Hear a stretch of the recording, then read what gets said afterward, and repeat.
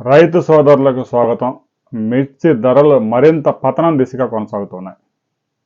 రెండు తెలుగు రాష్ట్రాల్లో ప్రతిరోజు 6 లక్షల మిర్చి టిక్కీలు ప్రధాన మార్కెట్లకు వస్తూ ఉన్నాయి. ముఖ్యంగా గుంటూరు, ఖమ్మం, వరంగల్, హైదరాబాద్ మార్కెట్లలో ముఖ్యంగా ట్రేడింగ్ జరుగుతూ ఉంది. మరికొన్ని చిన్న చిన్న మార్కెట్లు, నందిగామ ఇలాంటి మార్కెట్లలో కూడా జరుగుతూ ఉంది.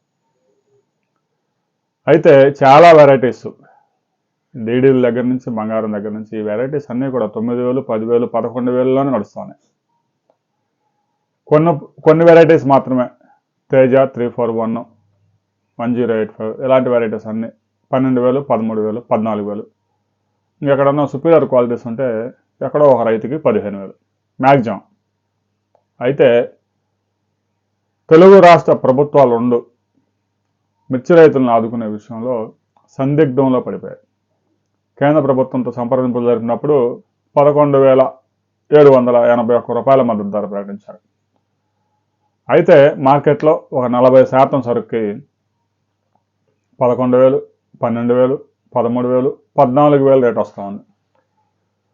ఈ సమయంలో కనుక కేంద్ర రాష్ట్ర ప్రభుత్వాలు రంగంలో దిగి మద్దతు ధర కొనుగోలు చేయడం ప్రారంభిస్తే వాటి ధరలు కూడా పతనమయ్యే ప్రమాదం ఉందని వ్యాపారస్తులు ఏపీ ముఖ్యమంత్రిని చంద్రబాబు నాయుడిని హెచ్చరించారు. దీంతో ధర పెంచడం ఎలాగో మన చేతుల్లో లేదు కాబట్టి ఆ పెరిగిన ధరలు కూడా తగ్గిస్తే ఇంకా ఇబ్బంది అవుద్ది రైతులకు అని చెప్పేసి ఇంతవరకు రంగంలోకి దిగల. మరి ఏప్రిల్లో కనీసం చివరి కోత కాయాలన్నా కొనుగోలు చేస్తారేమో చూడాలి. ఎందుకంటే ఇప్పటికే లాస్ట్కి వచ్చేసినాయి.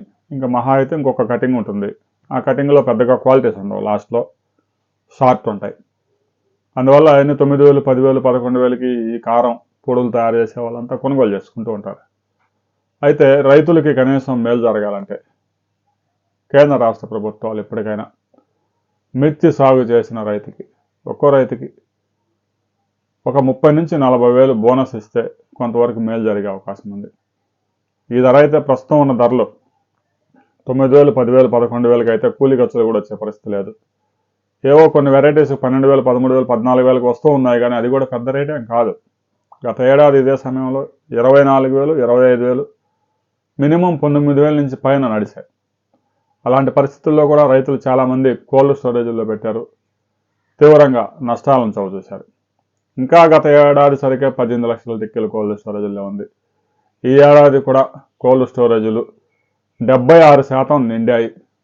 రాబోయే రోజుల్లో ఇంకొక 20 రోజుల దాకా కోల్డ్ స్టోరేజ్లో పెట్టే అవకాశం ఉంది. ఆ చివరి కోతలో వచ్చిన సరుకు మాత్రం చాలామంది అమ్ముకోవడానికి ఆసక్తి చూపిస్తారు. రైతు సోదరులు అమ్ముకున్న తర్వాత కొనుగోలు చేసుకున్నవారు కొంతమంది కోల్డ్ స్టోరేజ్లో పెడతారు, కొంతమంది కారం పొడిగా మార్చి కోల్డ్ స్టోరేజ్లో పెడుతూ ఉన్నారు. ఈ విధంగా కోల్డ్ స్టోరేజ్లు కూడా పూర్తిగా నిండిపోయే అవకాశం ఉంది. ఆంధ్రప్రదేశ్లో ఒక 2 కోట్ల టిక్కీలు, తెలంగాణలో 1,20 లక్షల టిక్కీలు, మధ్యప్రదేశ్లో 80 లక్షలు, కర్ణాటకలో 90 లక్షలు, ఈ విధంగా దాదాపుగా 4,50 లక్షల టిక్కీల కోల్డ్ స్టోరేజ్ల సామర్థ్యం ఉంది. 90% నిండే అవకాశం ఉంది. ఏప్రిల్ 20 దాకా పెద్ద ఎత్తున సరుకు వస్తుంది. ఇంకా తర్వాత తగ్గిపోయి మే నుంచి సెలవులు ఇస్తారు మార్కెట్కి. అయితే ప్రస్తుతం ధరలు చూస్తూ ఉంటే ఏమాత్రం పెరగకపోగా ఇంకా కిందకే పోతూ ఉంది. కేంద్ర రాష్ట్ర ప్రభుత్వాలు కూడా చేతులు ఎత్తేసాయి. రైతు సోదరులు కూడా కళ్ళు తెరవండి. పెద్ద ఎత్తున మిర్చి సాగు చేయవద్దు. ఎకరానికి 2 లక్షల నుంచి 2.5 లక్షలు, 3 లక్షల దాకా ఖర్చు అవుతా ఉంది. కోలుకోవడం కష్టం. 4 ఎకరాలు వేసిన రైతు 5-6 లక్షలు ఒక సంవత్సరం అప్పు అయిపోతే అది తీర్చడం సాధ్యం కాదు.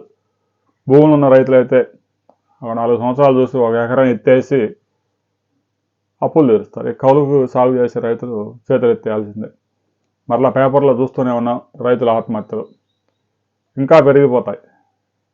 లక్షలు పెట్టుబడి పెట్టి ఎంత ఆదాయం వస్తుందో గ్యారంటీ లేని పనులు చేయవద్దు.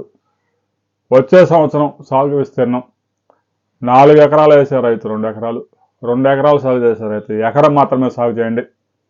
సప్లై తగ్గించండి. డిమాండ్ పెంచుకుంటే అటు కోల్డ్ స్టోరేజ్లో ఉన్న స్టాక్కి వచ్చే ఏడాది పండించబోయే పంటకి ధర వచ్చే అవకాశం ఉంది. ఎగుమతుల మీద పెద్దగా ఎక్స్పెక్టేషన్స్ పెట్టుకోవద్దు. చైనా వాళ్ళు భారతదేశం నుంచి వచ్చే ప్రతి వస్తువుని సాధ్యమైనంత వరకు కట్ చేస్తూ ఉన్నారు. రాబోయే రోజుల్లో కూడా చైనాకి ఎక్స్పోర్ట్స్ జరగకుండా ఉంటే రేట్లు పెరిగే అవకాశం లేదు. అరాచక దేశాలు ఆ బంగ్లాదేశ్, శ్రీలంక అవి దారుణంగా ఉన్నాయి. మనం ఇచ్చిన 300, 400 కొనుగోలు చేసి తినే పరిస్థితుల్లో వాళ్ళు కూడా లేరు. ఫ్రీగా ఇస్తే మింగుదామని చూస్తున్నారు. 50 లక్షల టన్నుల బియ్యం కావాలని బంగ్లాదేశ్ వాడు భారతదేశాన్ని అడుక్కుంటా ఉన్నాడు.